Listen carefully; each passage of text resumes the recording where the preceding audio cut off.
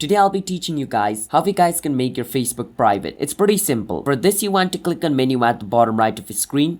And then you want to click on privacy checkup over here. From inside privacy checkup, you can convert all of this into private. So let's say I want to make sure only I'm able to see what I share. So I can click on who can see what you share. And I click on continue. And over here, make sure your email is on only me. Your date of birth is on only me. Make sure all of this is on only me. Only the thing which you want to show on public, make sure it's set on public, okay? Click on next. And over here, it says stories. If you want your story to be visible to public, you can choose that. If you want your friends to see it, you can choose friend. If you choose custom, you can choose the people who can only see your story. So after you select the one which you like, click on save. You can click on next at the bottom. Then over here, click on next again and click on review another topic and your change will be saved. Now do this same for all the other things like how to keep your account secure, your data setting, how people can find you on Facebook, all this stuff over here. Once you do that, you can set all the thing to whichever option you like, whether it's friend or only me, and then you will be able to change your account into private. So if you guys found our video helpful, hit the subscribe to our channel How to Guide. I'll see you guys in my next video.